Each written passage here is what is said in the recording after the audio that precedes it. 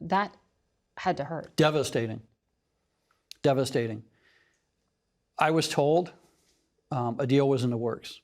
I was told that I would be home soon. Trevor and I would be getting on a plane, flying out of Russia. Together.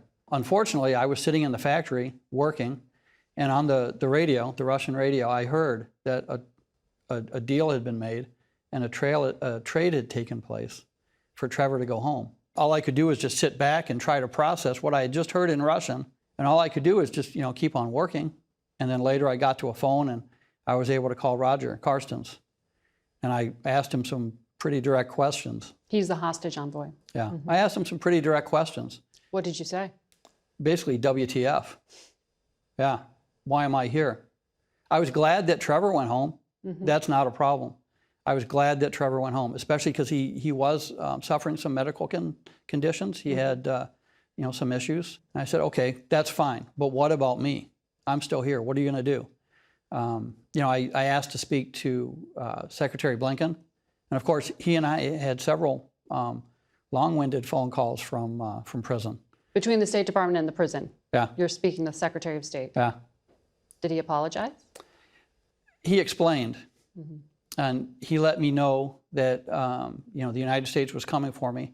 They were doing everything they could, that the Russians kept changing the goalposts. He's a good man, and I've met with him personally since my release. I think that he and his team were doing everything that they could at their level to get me home. Whether other people at higher levels really were, I don't know. So that's April. And then months later. Right.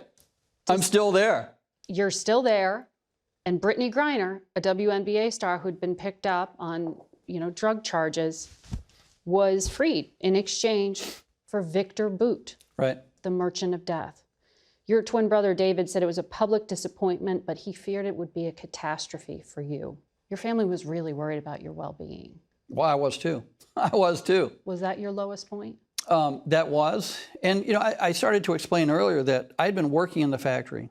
I was called to the warden's office, the FSB's there, et cetera, et cetera. There's a phone call for me. I pick up the phone. It's the White House. It's one of the officers with the DHS. And he basically tells me that, Brittany Griner was going home, that the trade was for Victor Boot. And, I asked him point blank, I said, so what else do you have to trade? And he said, nothing. I said, you gave up your negotiation platform.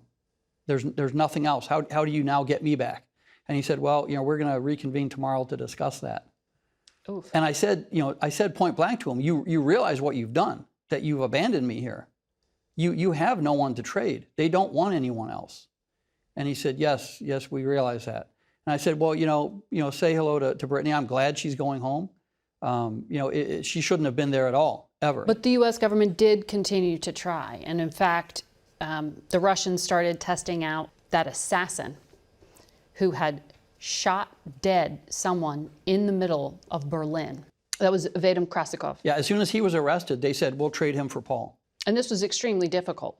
President Biden had to convince the German chancellor to free a convicted assassin who shot someone dead in the light of day in the middle of Berlin. Right.